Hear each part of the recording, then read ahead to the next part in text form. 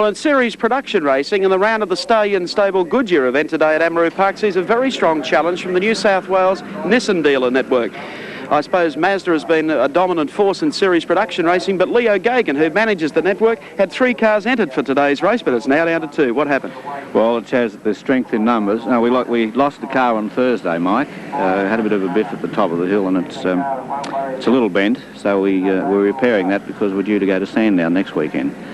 John Giddings here. John, you were the man responsible. Come on in. Tell us exactly what happened. Well, I did a very, very fast lap earlier in the day in my car, and I took Cam's out just to test it to see whether his was handling better than mine, which I thought it was, and his was the one I come undone in. Cam talking to you? Only just. The amount of time and effort and obviously money that the local New South Wales dealer network has put into series production, in the initial rounds the Mazda RX7s have been fairly competitive, you could say. Are you on equal terms with them yet? Oh, we're right there. We popped them off 2 out of 2 at Oran Park a couple of weeks ago, so I think the score's level and we're looking to make it 3 out of 2 today. All right, taking a look at Oran Park as opposed to Amaroo Park, what extra demands are placed upon a driver here than perhaps are at Oran Park? I think they're both difficult in their own way. There's more scenery here to hit. If you do come undone here, there's lots of things to hit. I think that's why they have me as the team manager, because I've hit everything here. No, they're both difficult in their own way. I think John prefers, or up until last Thursday, John actually said he preferred Amaroo. Still do? Well, not having one at Oran Park, I think I'm going back to there again. Well, the positions on the grid give at least 2 cars with a chance of an outright win in today's Stallion. So I know you're busy. I'll let you get back as the drivers prepare. Thanks, Mike. Leo Geoghegan and members of the New South Wales Nissan dealer team network that you'll be seeing in action. Let's take a look now at the field for today's race. Okay, the field stacks up this way, and Garry Waldon put up a great performance, you know, in the qualifying series here yesterday. And it's going to be interesting to see how he goes today, because he's been one of the finds, I think, of motor racing here in Sydney in the last couple of seasons, ever. That's right. Here's a man who won his way onto the tracks by winning the competition out of the village. The Village Grand Prix, that's right. And so he first of all tried the Triumph TR7 series. And then he stepped up into the RX7, and in practice yesterday he was fastest, putting himself in pole with a time of 1:03.6 in the Mazda RX7. That's car 57. Garry Waldon on pole. Second place on the grid, car number 2, Stephen Brook. Then Cam Warner in car 4, that's the 280 ZX. Peter Fitzgerald, car number 3, is in 4th spot. Then we've got 16, Alan Fender, RX7. Car 69, Ralph Radburn, also an RX7. Then the 280 ZX of David Seldon, car number 6. Peter Dane in 8th spot, car 41, RX7. By gee, it gets a little monotonous, doesn't it? RX7, Alexandra Surplus, car 21. 10th spot, Ed Mulligan in a Commodore. And in 11th spot, Gerard Murphy, an Alfa Romeo.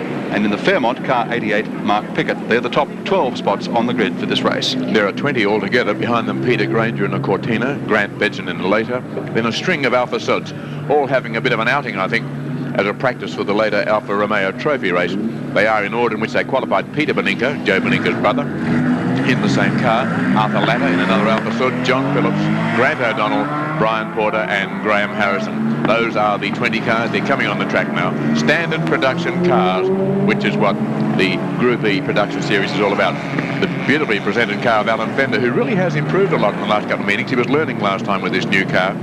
I saw him out here practicing some time later at Amaroo, and he was just getting the feel of the car. He really did perform very well earlier today in one of the preliminary races. He's a sign rider, paints half the cars in the race and does a special job on his own vehicle. Actually, used to drive, I think, just on about 15 years ago, speed cars. So he's had a bit of a rampage on the dirt, went to sign writing, and he's becoming somewhat of a force now in the series production races. There's quite a few former Speedway drivers involved in circuit racing these days. A lot. We've had Greg Cantwell driving in the Formula Ford. I've lost count, actually. There have been some great ones in the past. Jack Brabham and Johnny Harvey have been fairly notable examples. Here's Stephen Brook. See the dent in the back of the car. In an earlier race today, when he was up among the leaders, he got shunted up the back, dropped back to 7th place and fought his way back to 3rd place. He'll start from the front row of the grid. He won't want to be behind the others as he was in the earlier race, so you can expect to see Stephen Brook, the man who has tended to dominate this class of racing in the last couple of seasons, trying very hard to get into the lead at the start of this race. But Garry Waldon was very quick in an earlier race, and in fact he led from start to finish, so he really is in top form and not inclined to be rattled. And Cam Warner in the big Nissan 280 ZX right behind. will be making a big effort, as will Peter Fitzgerald. We know how hard he drives from his earlier performance in the Porsche RSR. He's in a Mazda RX7, starting from the second row of the grid. So it's like to be a pretty desperate sort of effort with drivers of that calibre right up there, those first four. Alexandra Surplus, who had a bit of a misadventure in her new RX7 at the first meeting out here, that was... well, she wouldn't have a misadventure, would she? She spread her Meadow Lee all over the first corner. Okay, let's take a look perhaps at some details on the man that's been dominating series production here, Stephen Brook. He's 33 years of age. He's still regarding it as something of a newcomer because he's started fairly late, but he's a man of immense talent. He's been racing for a long time, as you can see.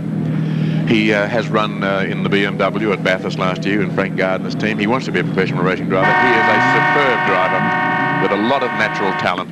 You can see what he's done. He's a fairly typical example of the driver who really has suffered from lack of finance. But just see for yourself when you see Stephen Brook in car number 2, how well he drives, and see what he might be like had he been given opportunities to move into other categories of motor racing. He's driving in the standard production class now, which is a fairly new category in Australia. Become very competitive with a variety of cars. The flag is up. Ready for the start of the Stallion Stable Goodyear race. They're off and racing. Great start by Waldon says, eating the dust. He's off and running. Good start there from Cam Warner on the inside. Races up alongside Stephen Brook as they head up Vetchapay for the first time. Gaggle of cars as they breast the top there at Marlborough, drop down into Dunlop, and it looks like the charge to the toll gates at the Sydney Harbour Bridge. Oh, it's a desperate group. Brook's on the outside trying to get by. He doesn't want to get thumped up the back. The cars are all stuck out there over the place. It's not the line they would have chosen, but there's nowhere else to go. They're not prepared to lose ground. Waldon still leads, and that's Brook, I think, on the outside, who's come back into second spot. But Warner is third. Fender is up there, as is Fitzgerald. A number of them really two abreast there as they come down now towards Honda. A great puff of smoke from a back brake of the Perrier car of Stephen Brook. He dropped it back a little bit then. And Waldon has a lead now, 1.5 car lengths, and Cam Warner is in third spot. Stephen Brook in the middle. Heading down to Winfield, the scene of a couple of collisions in the previous race, but it's Garry Waldon. Makes his way out of that corner, the short straightaway to Kamalko, brings them back on the front straightaway for the completion of the first lap, so it's 1 down, 7 to go. As the RX7, just listen to the sound of them as they go beneath the camera position. Repetitious, isn't it? Up at the top of Vetchapay Hill. There's the field going through. Over the top of the hill and down into Dunlop Loop. Waldron a little bit sideways, but even more sideways with Stephen Brook that time. And the Datsun doing quite well, running up there in the top 3 and keeping a few Mazda RX7s behind it.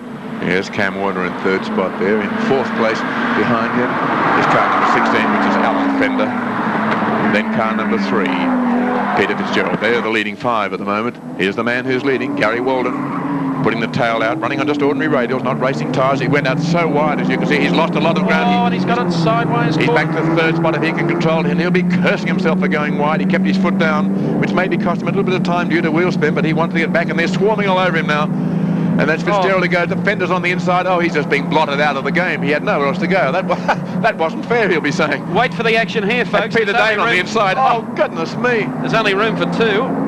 And Peter, where did he come from? His father must have been a slingshot or something. He came out of there like a stone out of a rubber band. And he passed a lot. He passed 4 cars in 200 metres. And in the meantime, Garry Waldon was saying, what did I do wrong? I thought I was leading this race. Not anymore. Okay, Alan Fender there, still not badly positioned as they come out of the corner. It's Peter Dane in car 41 who's doing the bit of a hijinks. Got on Fitzgerald, takes a shortcut and loses out. I think it's quicker. Well, it was, anyway, Alan Fender, but he's had some dirt track experience anyway. Down into the bottom corner. Garry Waldon coming down to Honda. This is where he got it sideways, kept the foot all the way into the pedal. And they're leaning on each other. They actually, you can see how they've been touching on one side. He'll need a bit of fender bending there before he repaints it with Alan Fender. If Fitzgerald in the middle, and there's a car on the outside, which I think is the unpainted David Seldon's car. I mean, David Seldon's unpainted. His car, the new Datsun, hasn't had any paint on it yet. Just as well. It'll need repainting, I'd say, before the day is over. Oh, this is a panel beater's delight. Alan Fender mightn't mind losing this race. He'll get $1 million in repainting jobs. There's the field, sweeping through Kamalko. Some online, majority offline. Heading up Vetchapay Hill again to the left-hander at the top, down through Marlborough to Dunlop. And that's a good scene of Amaroo Park and the long straightaway, a little kink in the centre of it. Just listen to the howl of the tyres, all of them running on radial tyres. David Seldon in the sinister-looking black Nissan 280 in the middle of that group. He must be glad to have a bit of space around him after the way they were leaning on him going through the bends last time. Well, Waldon's got back in front of the group. He really is a great driver, let's face it. To get back there and pass so many cars so quickly was a remarkable achievement. Peter Dane is behind him in the slick 50. Hey! Whoa! Talking of slick, throwing the tyres as though he had slicks on ice then, but he held it well, did David Seldon. Used to drive the Volvo. He switched now to the Nissan team. He might be rather wishing he was back in his Volvo. He's going pretty hard. He's got some desperate driving around him. Let's see what he does. A bit of a wobble on the tyres, you can see. Quite a conservative paint job for the car. Like a member of the local clergy. He doesn't drive it in quite the same fashion. I don't know, I saw him in a Volvo last year. From medical profession one week to the clergy the next. What will he turn up with next? 4 laps. 4 laps to go if they survive. They're halfway through the race. There's been plenty of action in the opening 4 circuits, and we've got the feeling there's going to be a lot more still to come. David Seldon mightn't hear too much of the task. Well, he's probably got the stereo going. It's a little calmer up front. I think it is. K-A-R-M-A, I think, and that's what Stephen Brook has been looking for. He's got his head down into the characteristic attitude. He said, I'm back in front, that's where I prefer to be. And behind him, maybe 75 metres back, is car 4, Cam Warner, in the Nissan 280 ZX. And Garry Seldon has done pretty well, you know, to get back to third after that great shuffle before.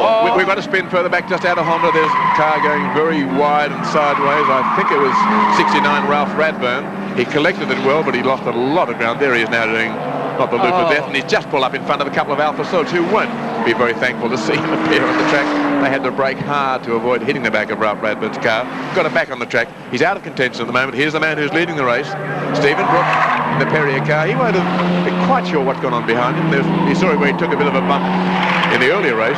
Well clear this time, though. In second spot is Cam Warner coming through in the Nissan. There he is. Can't do much about peeling back Brook at the moment. And remarkably, the man just coming into view who's up in third spot is Garry Waldon, who led the race, was then shuffled out back to fifth spot on one corner and has, in very tigerish fashion, fought his way back up into third spot. Cam Warner, who started off in Rallycross and was a great competitor up in the days of Catalina, shown that he knows how to handle a car on bitumen as well, and he's running a very good second spot at the moment, under threat of some sort from Garry Waldon, who's a long way back in third spot but has made up a lot of ground. But there's only 2 laps to go, and I don't know whether Garry Waldon has the distance in the race to catch this man, Cam Warner. There you can see what Cam Warner has to do to win. He's got to catch Stephen Brook. I don't think he'll do that. And here comes the car behind him, Garry Waldon, who has performed something of a miracle to get up so far and to pass all those cars to get back into contention. Well, he's done remarkably well, having moved into this class only this year and had his first outing in the car at the last Amaroo to come off pole position today. And although he got shuffled out of things for a while, as you said, Evan, he's clawed his way back tigerishly, and I think it augurs well for the future, because he's a driver with some talent. He maybe wants to go to the circuit. See the wall of death act he did then? Got started in motorsport, I think, only 2 or 3 years ago, Garry Waldon, as the winner of the TR7 at the Village Grand Prix. That's right. And took it in motor racing. That was this is only his 3rd season, so he really is the goods. He's not going to win the race, but it'll be one that many people will remember because of the great fight back that he showed. A champion must have many things, but one thing he must have is determination. That's what Waldon has. Last lap board is going out for Stephen Brook, the race leader. Cam Warner follows him, and that is the 3rd place getter, Garry Waldon, just coming round to get the sign as well. The little lacer of Grant Bedson going fairly gently around the top of the track by comparison with the pace of the bigger cars, the Mazdas and so on. But he might he's have to driving move over in a moment. Well, he's going to be caught in a fair while, I think. He's one of the smallest cars in the field. He and the Alfa Sods. The Alfa Sods are all running, what, 1.5 litres. He's got 1.6, so he's just got a marginal increase in engine size. He's watching his mirrors and waving to the leader as Stephen Brook goes sweeping by, and that's good driving by Bedson, who was aware that they were coming up on him and really was watching his mirrors intently. Well, what can we say about Stephen Brook? He really is a very calculating, cool, great driver. I think he has tremendous talent. We've got to say something, because we've tended to overlook him in the race. He's been out in front just beetling along while everybody else has been scrapping. He's been doing it the smart way. Yes, he didn't lead to start with, but he got the lead in the race. He held it. He kept clear of the melee that went on behind him. He's maintained the gap he's had over Cam Warner, who will come home second. But the winner will be Stephen Brook in the Perrier RX7. In second spot, we'll see Cam Warner come over the line in the Nissan 280ZX, which was a great effort. It's a big car, and he drove it very well. And third spot, a great drive, car 57, Garry Waldon, also in the RX7. Let's take a look then at confirmation of placings. The winners and placings today in the Stallion Stable Goodyear Group E Series production race over 8 laps. The winner, Stephen Brook, on screen at the moment in the Perrier RX7. Second place going to Cam Warner in the Datsun. And third place, perhaps the hero of the race, Garry Waldon. Always an interesting form of competition, the series production cars here at Amaroo Park Raceway. We'll take a break and return. There's a lot more interesting and live motor racing action coming your way after the break. Well, exciting racing. Stephen Brook, I think actually you missed most of the action where you were. Well, I think I was in the thick of it there, but these races are getting pretty competitive now. It's getting very, very hard to come out in front. Well, how do you manage it all the well, not all the time, but most of the time? We would need a little bit more from you than that. Well, I think there's a fair amount of luck thrown into it. I thought this morning in the first race I had the measure, but we had a little bit of a concertina action coming through a corner in the race there and ended up back in 5th, so that ruined my plans there. And this time Garry Waldon, who was driving very well, he did have a little bit of an off coming through Honda corner over there, and it allowed me through to the lead. So. Well, thanks, Garry. You've got a spare hand here. I think you should accept this this trophy because you certainly deserve it. Thank you. All right. Now listen, there was something else I wanted to ask you about this race today. Cam Warner was not all that far behind you, and it seems to me these Nissan guys are mounting some sort of concerted effort to reel you in. No, I believe they've got 3 cars now with David Seldon backing up in the 3rd, and I think they're all very good drivers, and they've got a fantastic team and a very nice outfit, and they gave me a hard time at Oran Park. I lost twice to John Giddings there, so we've got to keep the pressure on them and keep improving ourselves. Okay, Stephen Brook, congratulations. Big winner in that event for the Stallion Stable Goodyear Group E Production Series. Mike Raymond has got more for Channel 7 viewers.